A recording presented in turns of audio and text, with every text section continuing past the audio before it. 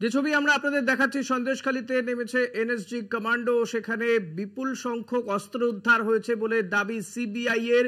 আবু তাহের মোল্লা, তার বাড়িতে মেঝে খুঁড়ে অস্ত্র উদ্ধার হয়েছে, বিপুল সংখ্যক অস্ত্র উদ্ধার হয়েছে, বিদেশি বন্দুক রয়েছে এমনটা দাবি করেছে সিবিআই। এবং তারপরে পরে সেখানে এনএসজি কমান্ডো নামানো হয়েছে। রিমোটের মাধ্যমে যে রোবট, সেই রোবট, রিমোট চালিত রোবট দিয়ে অস্ত্র খোঁজা হচ্ছে। ভোটের আবহে সন্দেশখালীতে সেখানে অস্ত্র উদ্ধারকে কেন্দ্র করে আবারও সেখানে চাপানুতোর। সিবিআই তল্লাশিতে অস্ত্র উদ্ধার হয়েছে, বিস্ফোরক খুঁজতে রোবট দিয়ে তল্লাশি চালাচ্ছে এনএসজি।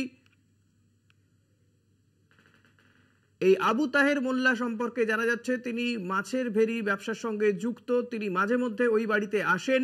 তার বাড়ির মেঝে খুঁড়ে এই অস্ত্র উদ্ধার হয়েছে, সিবিআই এমনটা দাবি করেছে।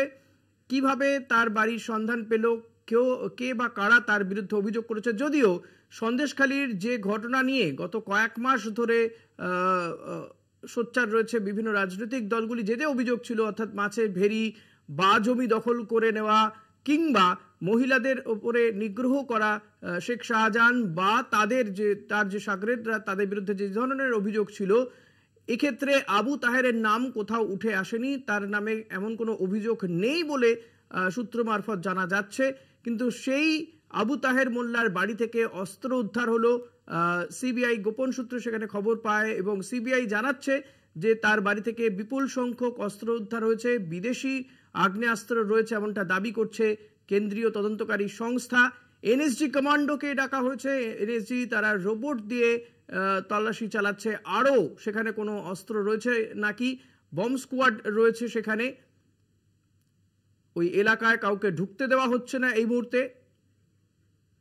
যদিও তৃণমূল কংগ্রেসের পক্ষ থেকে বলা হচ্ছে যে অন্যান্য রাজ্যে যখন অস্ত্র উদ্ধার হয় বা বিস্ফোরণ হয় সেখানে এনআইএ বা এনএসজি যায় না, অথচ এ রাজ্যে এনআইএ এনএসজি অহরহ চলে আসে। এমনটাই, যদিও এনএসজি নেমেছে এই ধরনের ঘটনার ক্ষেত্রে, তা সচরাচর দেখা যায় না। বিজেপি নেতা রাহুল সিনহা রয়েছেন আমার সঙ্গে এই মুহূর্তে টেলিফোনে। রাহুল দা, স্বাগত জানাবো আপনাকে কলকাতা টিভিতে।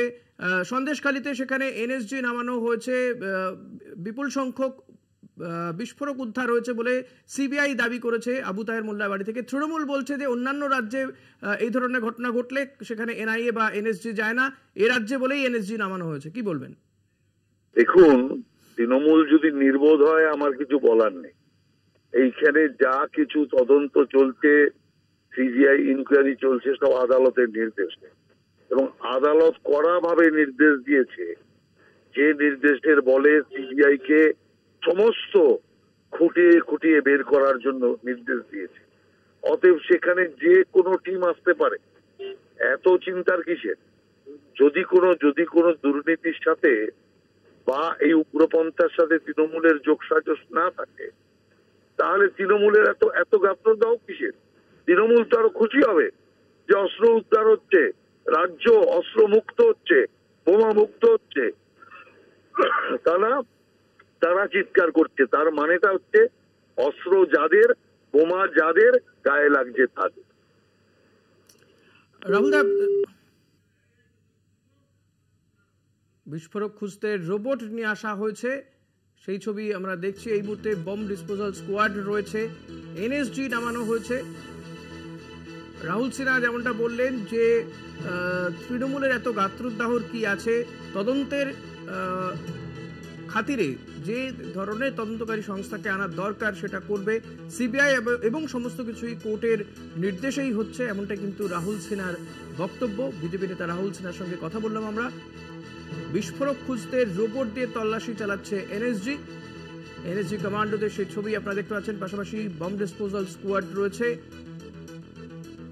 তবে সন্দেশখালীতে 5ই জানুয়ারি যে ঘটনা ঘটেছিল, ইডি রেশন দুর্নীতি কাণ্ডের তদন্তে যায় শেখ শাহজাহানের বাড়িতে তল্লাশি চালাতে এবং তাকে জিজ্ঞাসাবাদ করতে, কিন্তু সেখানে গিয়ে ইডি আধিকারিকরা এবং সিআরপিএফ আধিকারিকরা তারা আক্রান্ত হন। পরবর্তীতে যখন শেখ শাহজাহানকে গ্রেপ্তার করা হয়, তিনি জানিয়েছিলেন যে হ্যাঁ, তিনি তার অনুগামীদের ডেকে নিয়ে এসেছিলেন। তিনি গ্রেপ্তারের ভয় পেয়ে গিয়েছিলেন, কিন্তু সেই শেখ শাহজাহানের অনুগামীদের দ্বারা আক্রান্ত হওয়ার পরে সেখানে ঘটনা মোড় নেয় অন্যদিকে। এলাকার লোকজন, মহিলারা বিশেষ করে, তারা অভিযোগ করতে থাকেন শেখ শাহজাহান, শিবু হাজরা, উত্তম সর্দারদের বিরুদ্ধে যে তাদের ওপরে নির্যাতন করা হয়েছে। যদিও মাত্র 2টি অভিযোগ দায়ের করা হয়েছে এবং একাধিক রাজনৈতিক দল তারা সেখানে বিক্ষোভ দেখায়। তারপরে সিবিআই তদন্ত নেয় এই ঘটনার, এবং সিবিআই তদন্তে করতে গিয়ে সিবিআই সেখানকার মানুষের যে অভিযোগ সেইগুলো শোনে এবং তারা একটি পোর্টালও চালু করেছে। এবং এর মধ্যেই ঘটনা মোড় নিয়েছে যে আবু তাহের মোল্লা বলে এক ব্যক্তির বাড়ি থেকে প্রচুর বিস্ফোরক উদ্ধার হয়েছে, আগ্নেয়াস্ত্র উদ্ধার হয়েছে বলে দাবি করছে সিবিআই, এবং এনএসজি কমান্ডো নামানো হয়েছে। এই মুহূর্তে আমরা টেলিফোনে যোগাযোগ করতে পেরেছি সিপিএম নেতা তন্ময় ভট্টাচার্যের সঙ্গে। তন্ময়দা, স্বাগত আপনাকে কলকাতা টিভিতে। সন্দেশখালীতে এনএসজি কমান্ডো নামানো হয়েছে, সিবিআই দাবি করছে যে এক ব্যক্তির বাড়ি থেকে বিপুল সংখ্যক বিস্ফোরক উদ্ধার হয়েছে। সাধারণত এই ঘটনা কি দেখেছেন যে এক বিস্ফোরক, বোমা বা বন্দুক উদ্ধার হচ্ছে, এনএসজি কমান্ডো নামানো হচ্ছে? প্রথম কথা হচ্ছে, এনএসজি কমান্ডো নামাবে না ইন্টারপোল নামাবে সেটা যারা তদন্ত করবে তাদের বিষয়।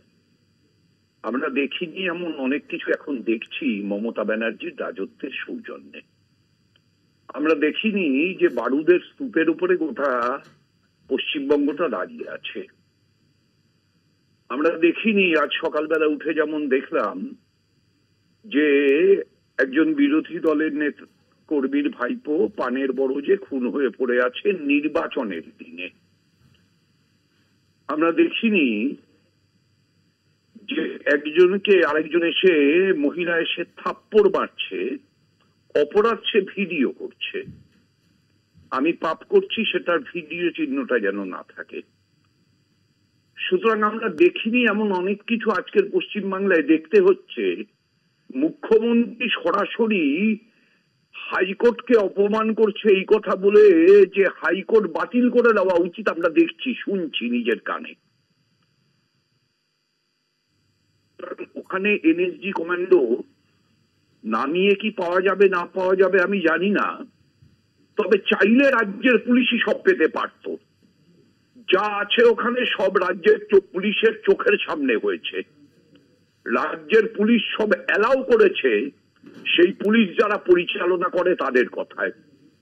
সিবিআই, এনএসজি কমান্ডো কিচ্ছু লাগতো না যদি রাজ্যের পুলিশ তৎপর হতো। পশ্চিমবাংলাটাকে আজকে এইরকম নক্কারজনক জায়গায় দাঁড়াতে হতো না। তন্ময়দা, তৃণমূলের পক্ষ থেকে বলা হচ্ছে অন্যান্য রাজ্যে এই ধরনের বিস্ফোরক বা বিস্ফোরণের ঘটনা ঘটলে এনআইএ বা এনএসজি যায় না, পশ্চিমবঙ্গ বলেই এই এনএসজি বা এনআইএ আসছে বারবার করে। দেখুন, তৃণমূলের পক্ষ থেকে এরকম বলাটা কিছু অস্বাভাবিক না, কিন্তু তৃণমূল বলতে পারবে খাগড়াগড়ের অপরাধীরা কে, কারা কোথায়?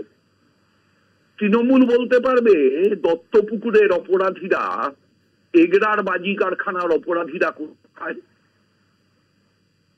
তৃণমূল বলতে পারবে যে এগরার অপরাধীকে যেভাবে গাড়ি চড়িয়ে নিয়ে চলে যাওয়া হলো পুলিশের চোখের সামনে দিয়ে পার্শ্ববর্তী রাজ্যে চিকিৎসার জন্য, পশ্চিমবঙ্গ ছাড়া অন্য কোন রাজ্যে এমনটা হয়েছে কখনো?